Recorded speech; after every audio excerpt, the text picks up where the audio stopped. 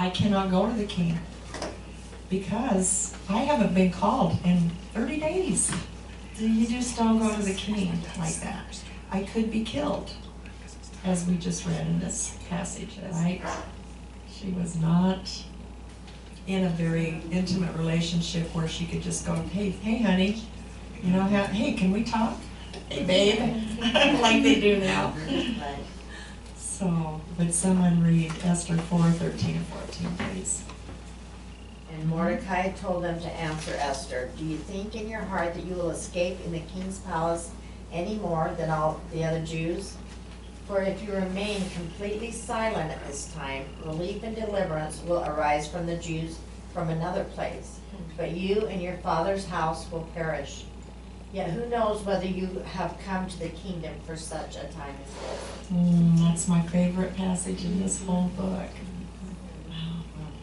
And it just goes to show us that no power, no prestige, no amount of money, nothing that we can acquire here on this earthly sod is going to protect us. It's about a spider web being over a cave opening. Is that ringing a bell with anyone? It's a wonderful story. It's how God can protect us. It's God that's going to protect us. It's not our money. It's not our position. It's nothing else. But we have Him. Our deliverance only comes from God. And it's obvious that Mordecai expected God to deliver his people in the words that he spoke to Esther.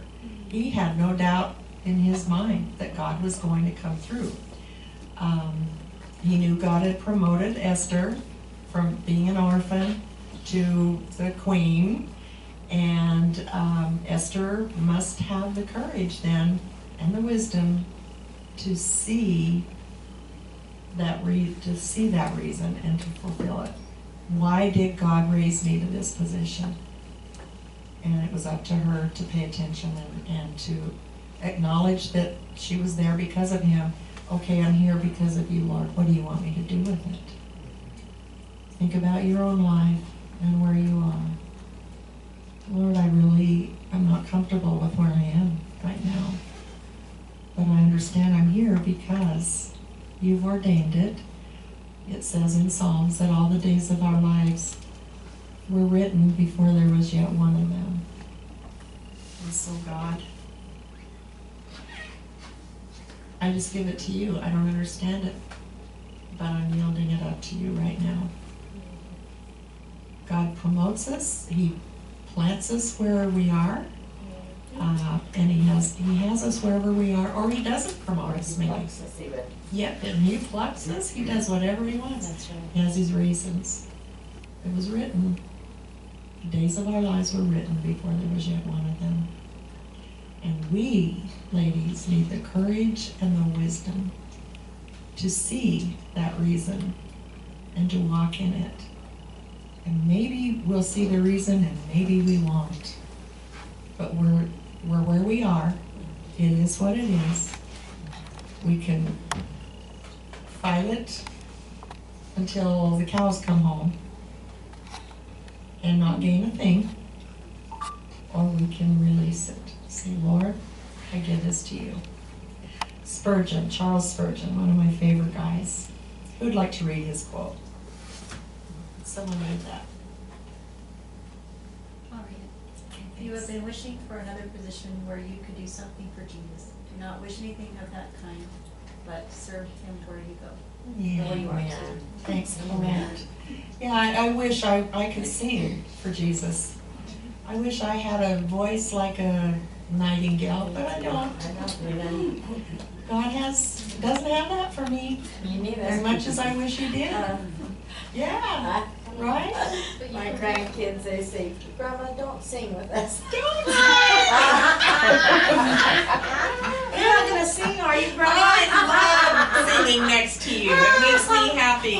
There's a gentleman that goes to our church, and I love it when I'm behind him. Georgie and I were talking about him.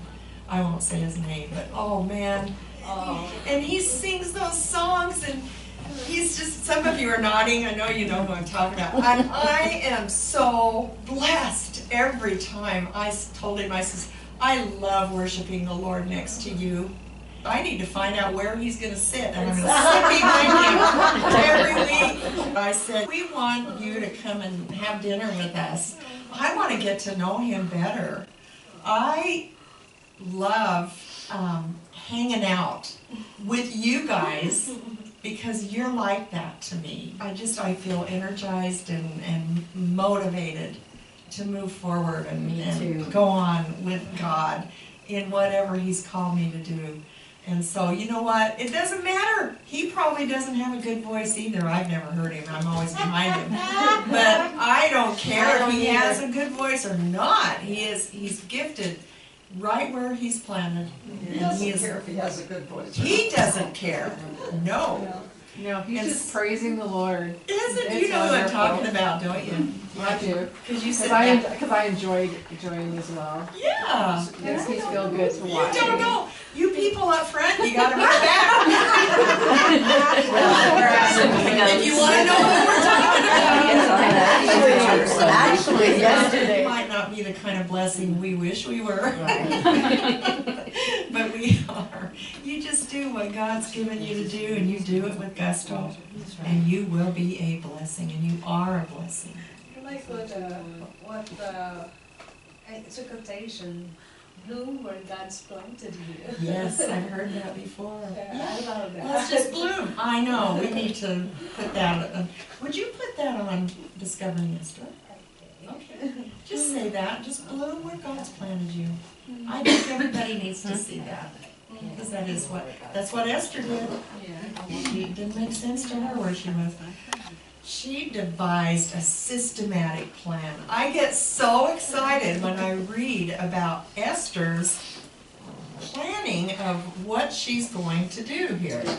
And it comes through in verses 15 through 17, and that's where we'll end tonight. Then Esther told them to reply to Mordecai. She's still going back and forth. She says to do 3 things. What are they? They're underlined up there. Gather. And Go to the king. Yep. So who wants to read the whole thing, and let's just focus on those 3 points for a minute. Wise. And so I will go to the king, which is against the law, and if I perish, I perish. Boy, powerful, powerful words. But she didn't say that at first, though. I mean, she's prepared for that.